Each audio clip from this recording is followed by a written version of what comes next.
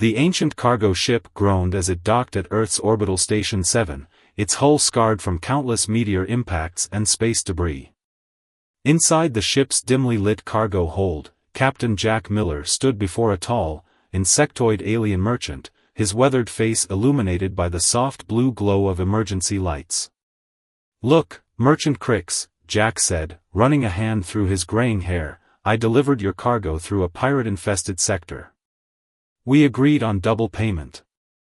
His voice remained steady, but his right hand instinctively rested on the worn plasma pistol at his hip. The insectoid alien's antennae twitched in what Jack had learned was amusement. "Indeed, human. Double payment was promised. But credits are scarce at moment."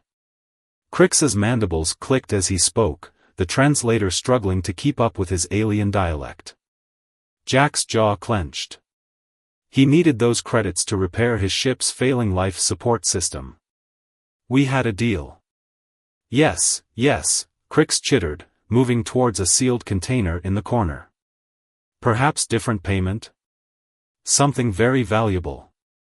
The alien pressed his three-fingered hand against the container's biolock, and with a soft hiss, the lid opened.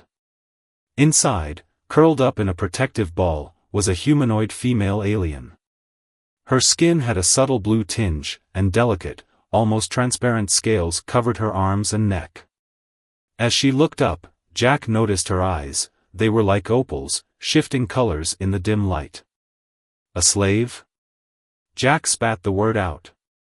"Earth doesn't deal in sentient trafficking. You know that." "Not slave," Crix corrected quickly. "Indentured servant. Very valuable. Very rare species. Worth 10 times agreed payment." The merchant's antennae wiggled eagerly. "From distant system. Good worker. No questions asked." Jack was about to refuse outright when he noticed something odd. The alien woman's bearing, despite her circumstances, was nothing like that of a servant. She sat with an innate grace, her chin lifted slightly, eyes alert and intelligent. There was something else too. A pattern of tiny scales on her neck formed what looked like a symbol. He'd seen enough of the galaxy to know when something wasn't quite what it seemed. Either this woman was exactly what Crix claimed, in which case he could help her gain freedom through Earth's humanitarian laws, or there was more to her story. Either way, leaving her with Crix seemed like the worse option. "Fine," Jack said finally, keeping his voice neutral. "I'll accept this payment." He saw a flash of relief cross the alien woman's face, so quick he almost missed it. Crix's mandibles clicked rapidly in satisfaction. "Excellent. Transfer of ownership complete. She responds to designation blue." The merchant skittered toward the airlock, clearly eager to conclude their business.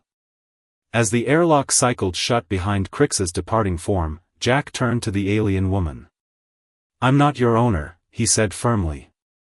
"Earth outlawed slavery centuries ago.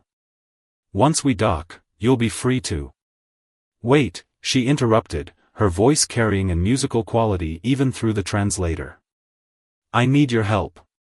And I believe you are intelligent enough to know I'm not what that merchant claimed." She stood gracefully, the movement too refined for a common servant. "I am Raylith, first daughter of the stellar throne of Althura."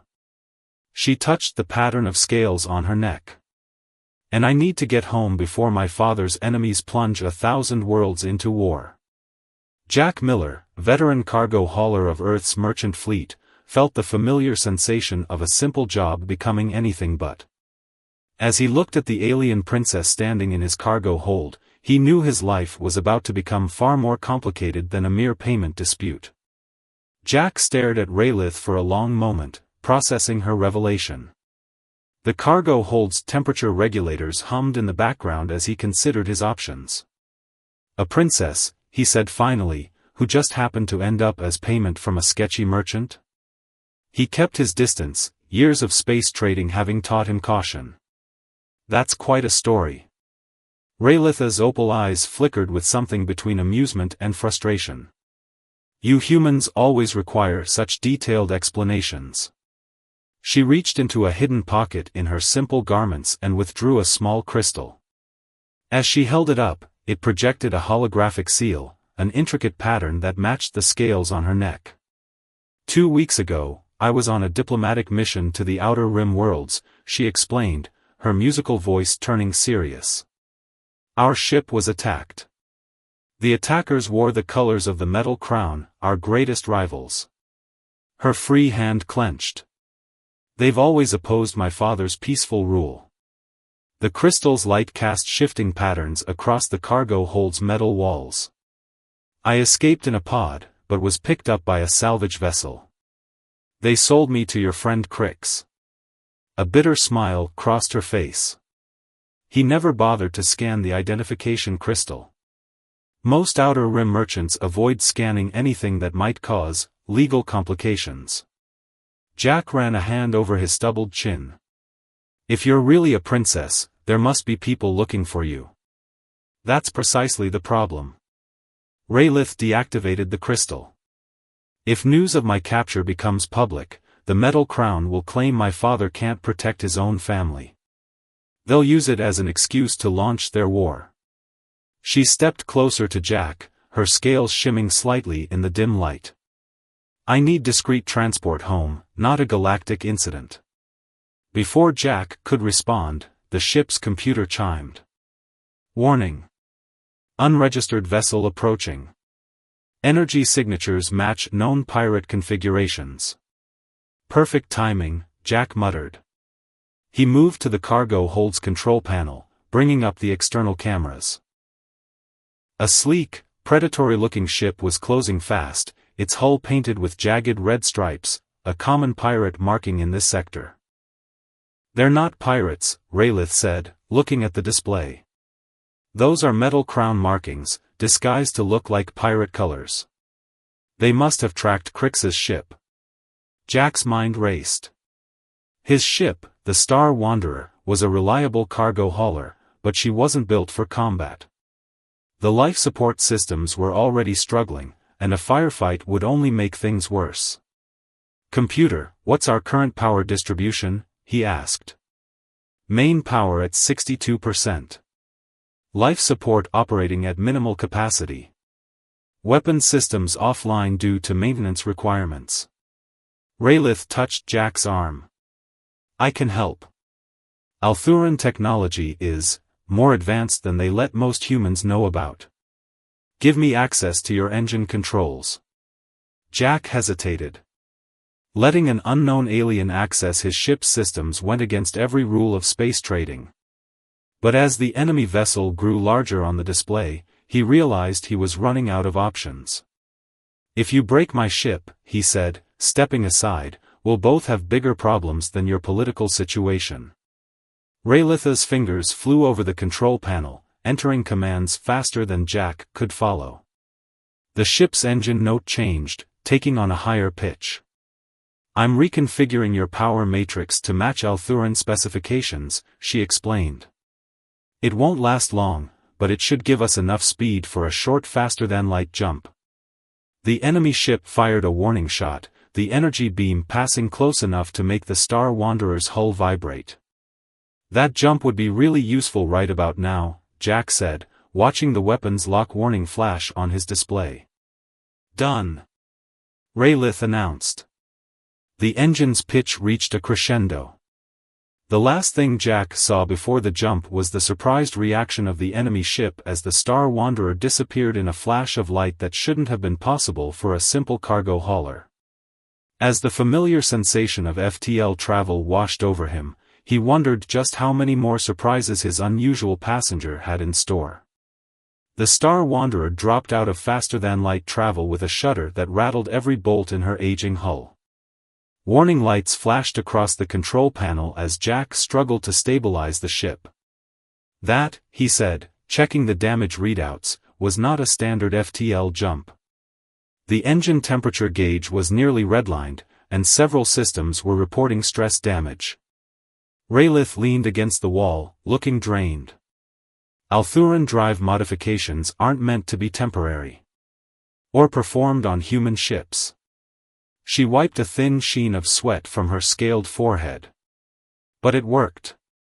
Where exactly did you jump us to? Jack pulled up the navigation display, but the coordinates made no sense. They were far off any standard shipping route. A safe location, Raylith said, moving to look at the display. This sector is filled with mineral storms that interfere with standard tracking systems. The metal-crowned ships won't find us here. She paused, then added. Assuming your ship can handle the interference. As if in response, the ship's lights flickered. The computer's voice crackled through damaged speakers, warning. Life support systems operating at 31% capacity.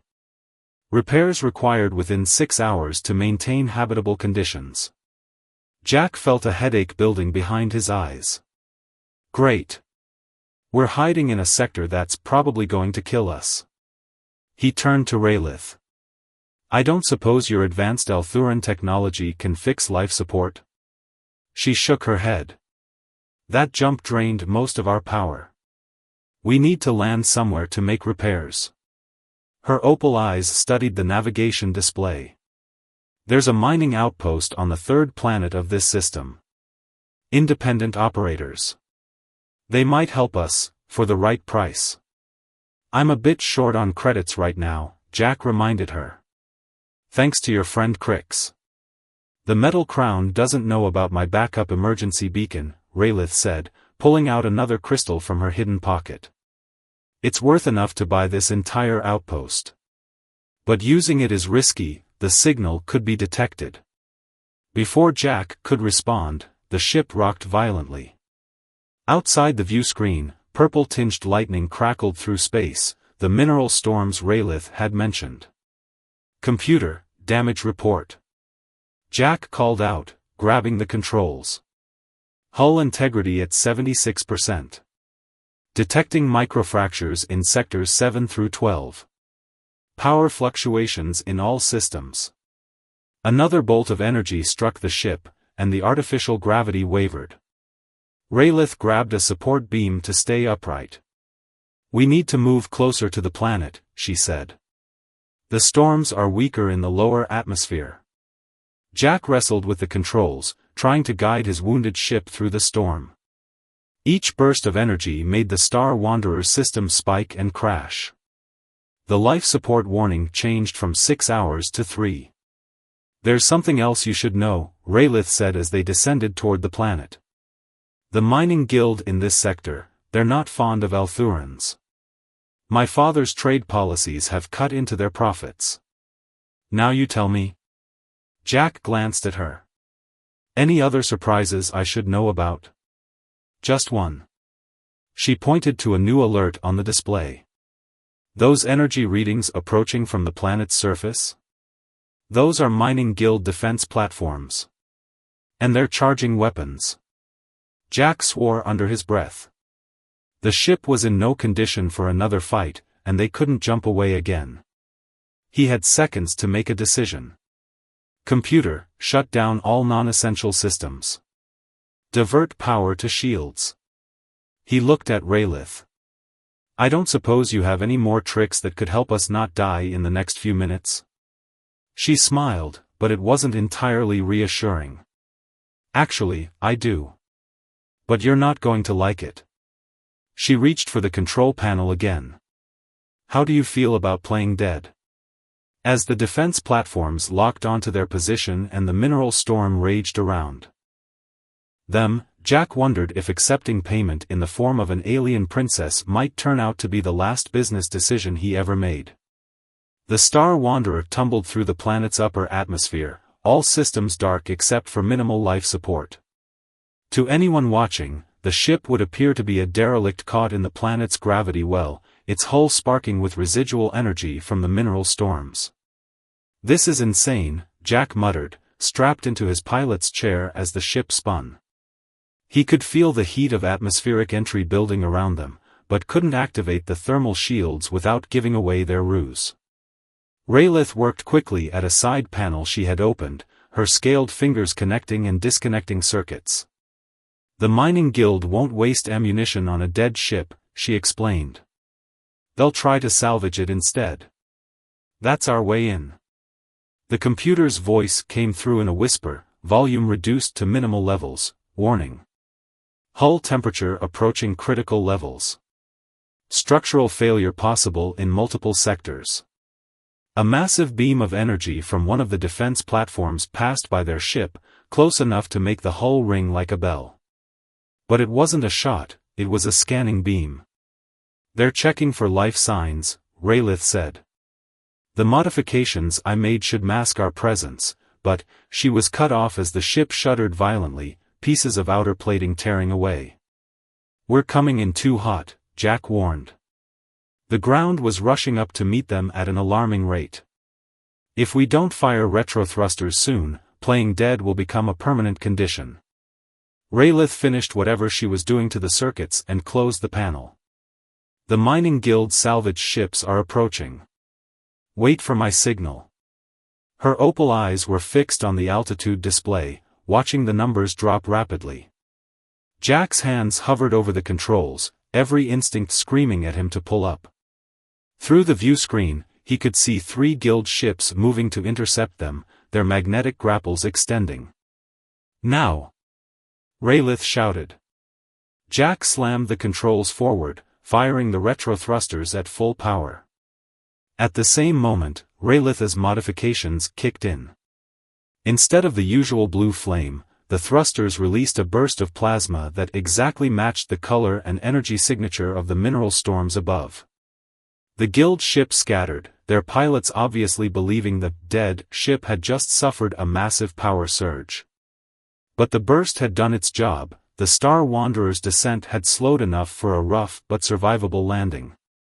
They hit the ground hard, skidding across the rocky surface of the mining planet. Jack's teeth rattled as the ship plowed through small obstacles, finally coming to rest in a crater. Well, he said, checking that all his limbs were still attached, we're not dead. Now what? Raylith was already unstrapping herself. Now we have perhaps 5 minutes before they realize we survived and come to investigate. We need to hide. She pressed her crystal into his hand. Keep this safe. It's worth more than this entire planet. The sound of approaching ships grew louder. Jack grabbed his emergency pack and a portable atmosphere generator. The planet's air wasn't breathable for humans. Hide where? We're in the middle of a mining wasteland. Raylith moved to the ship's rear emergency hatch, her movements quick but graceful even in the emergency. During the trade negotiations, I studied the guild's operations. This sector is full of abandoned mines. The guild can't scan them because of mineral interference. She smiled. The same minerals that nearly killed us might just save us. The hatch opened with a hiss of escaping air. Outside, the landscape was a maze of rocky spires and deep crevices, all tinted purple by the mineral content. The 3 guild ships were descending toward them, searchlights sweeping the crash site. One more thing, Raylith added as they prepared to leave the relative safety of the ship. The mines are abandoned for a reason. The creatures that live in them, they're why the guild switched to automated mining operations. Jack checked his plasma pistol's charge. Of course they did. Any other deadly surprises you've been saving for just the right moment? A distant roar echoed from one of the deeper crevices, making both of them freeze. Raylith's scales shifted color slightly, showing what Jack guessed was concern. You might want to save your ammunition, she said quietly. I think we're about to meet the locals. Jack and Raylith pressed themselves against the purple-tinged rocks as the guild ship's searchlights swept overhead.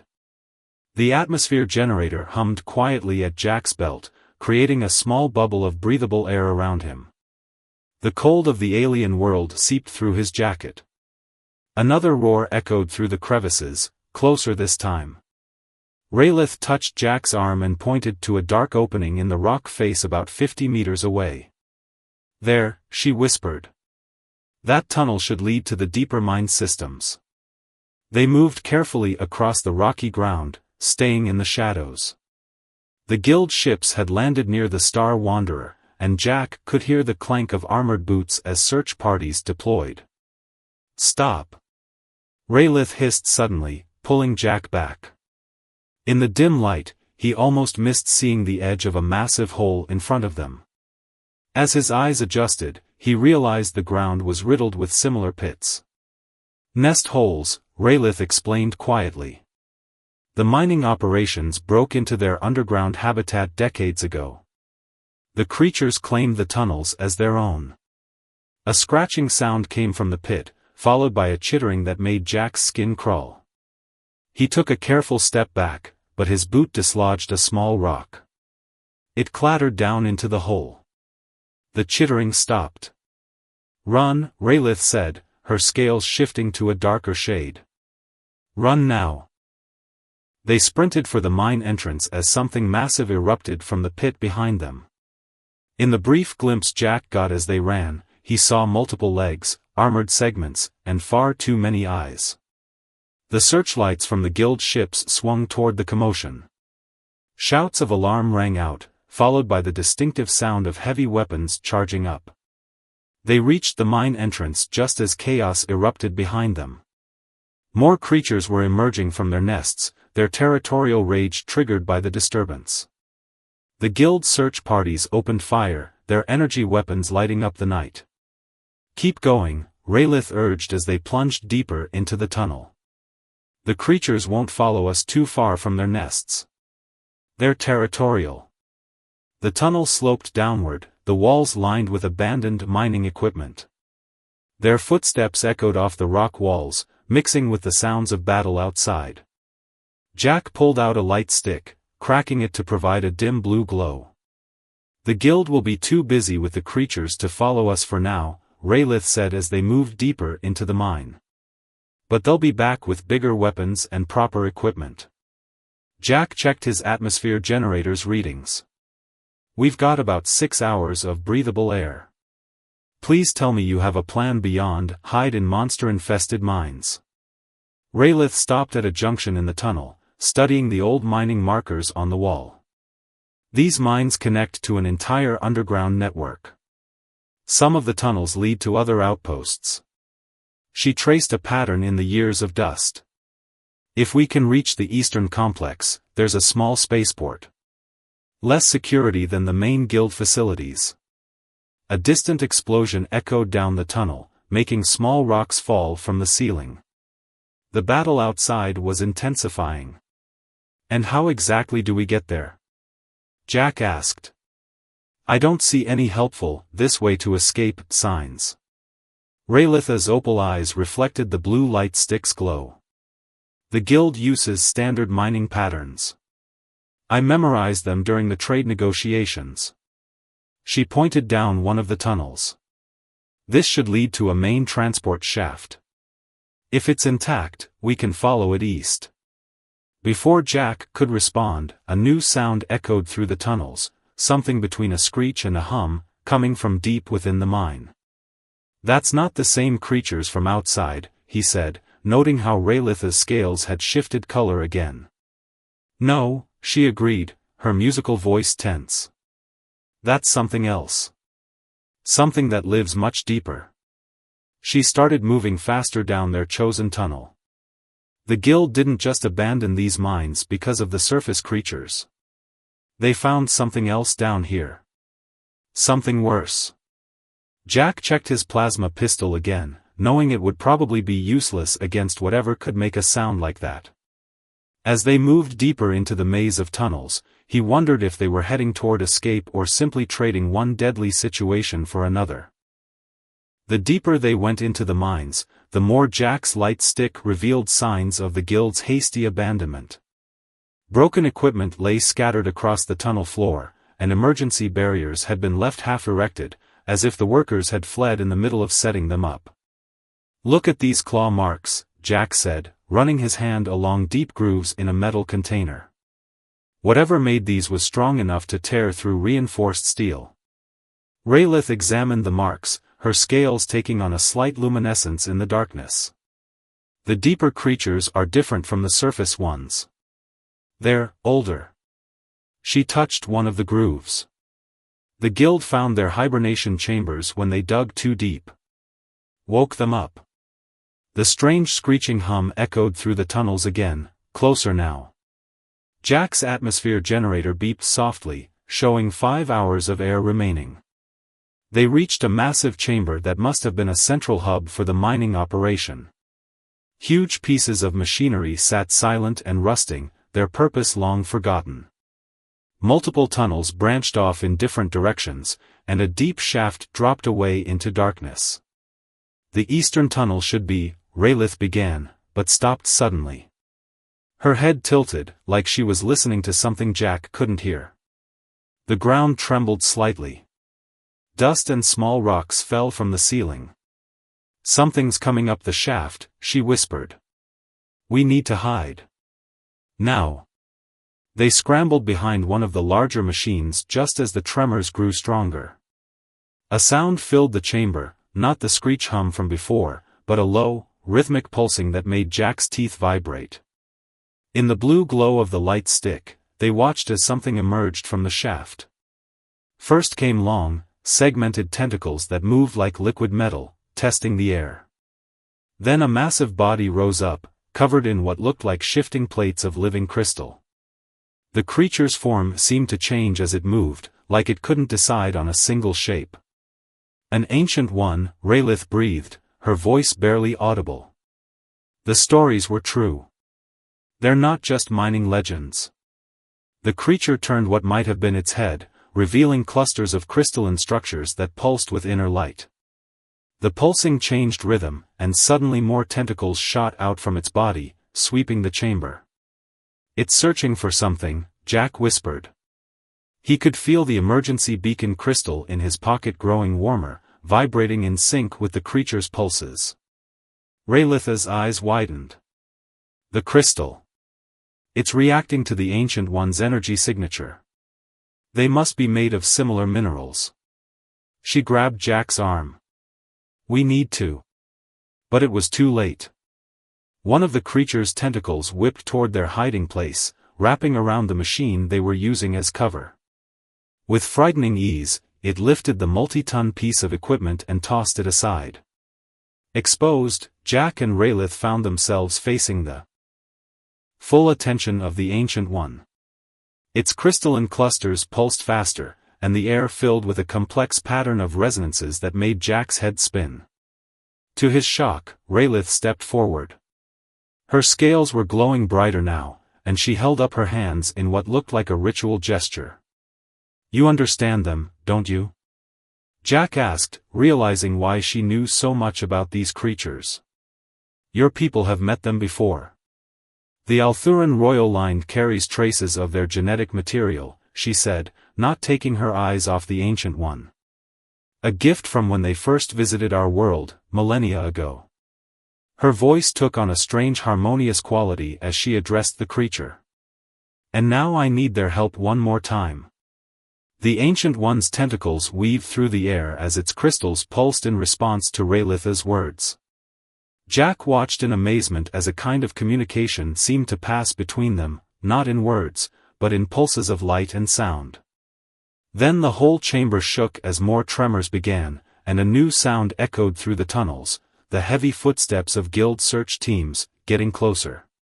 The chamber filled with overlapping sounds, the guild search teams approaching footsteps, the Ancient One's resonating pulses, and the hum of energy weapons powering up. Jack checked his atmosphere generator, 4 hours of air left. "Whatever you're doing," he told Raylith, "do it faster." The princess's scales were glowing brightly now, creating patterns that shifted in sync with the Ancient One's crystalline pulses. "They remember," she said, her musical voice taking on an otherworldly tone. "They remember when they gave their essence to my ancestors. When they chose to sleep while younger races grew." The guild teams were getting closer. Jack could hear orders being shouted, echoing through the tunnels. Multiple life signs detected. Converge on the central chamber. The Ancient One's form shifted, its crystal clusters reorganizing into new patterns. More tentacles emerged from its body, some now glowing with the same light as Rayletha's scales. The princess gasped as the creature's energy connected with her. "The metal crown," she said, her eyes now shining like stars. "They didn't just want war. They found something in the deep mines on our world. Something like this one, but corrupted. They wanted to wake it, to use its power." She turned to Jack. "That's why they had to stop me from reaching home. I knew their secret." The first guild soldiers appeared at one of the tunnel entrances, their armor clanking as they moved. They froze at the sight of the Ancient One. "By the stars," one of them breathed. "Command, we need heavy weapons. We've found." The soldier never finished. The Ancient One's tentacles moved with impossible speed, wrapping around the guild members and lifting them into the air. Not hurting them, Jack realized, but holding them immobile. More soldiers poured in from other tunnels, but the result was the same. The Ancient One neutralized them with casual ease, its crystalline body now blazing with light that filled the chamber. "Jack," Raylith called. "The crystal. Give it to me, quickly." He pulled out the emergency beacon and tossed it to her. As soon as it touched her glowing scales, it transformed, growing into a complex crystalline structure that merged with the patterns on her skin. The chamber filled with a high-pitched tone that made Jack cover his ears. The Ancient One's form began to shift dramatically, its body expanding and changing until it filled most of the space. Within its translucent structure, Jack could see what looked like a tunnel of pure energy forming. "It's creating a portal," Raylith explained, her voice filled with wonder. "A path home, like they used in the ancient days." She held out her hand to Jack. "Come with me. My father will reward you beyond anything you could imagine." Jack looked at her glowing form, then at the guild soldiers still held helpless by the Ancient One's tentacles. "What about them?" "The Ancient One will release them once we're gone. Their weapons can't harm it." She smiled. "And I think the guild will be too busy dealing with what they've found in their minds to worry about us anymore." The portal within the creature's body pulsed invitingly. Jack took Raylitha's hand, feeling a tingling energy pass through him as their fingers touched. "You know," he said as they stepped toward the portal, "when I accepted you as payment for a cargo run, I was just trying to help someone in trouble. Didn't expect all this." Raylitha's laugh was like chimes in the wind. "Sometimes the greatest adventures come from simple acts of kindness." Her grip on his hand tightened. "Ready?" They stepped into the portal together, the Ancient One's energy surrounding them. The last thing Jack saw before the mining chamber disappeared was the creature beginning to settle back into its resting form, preparing to return to its ancient sleep until it was needed again. As they traveled through space and time via paths unknown to modern science, Jack realized that his life had changed forever. He'd started the week as a simple cargo hauler worried about repair costs. Now he was heading to an alien royal court with a glowing princess and knowledge of ancient secrets. Sometimes, he thought, the best business decisions are the ones you make with your heart instead of your ledger.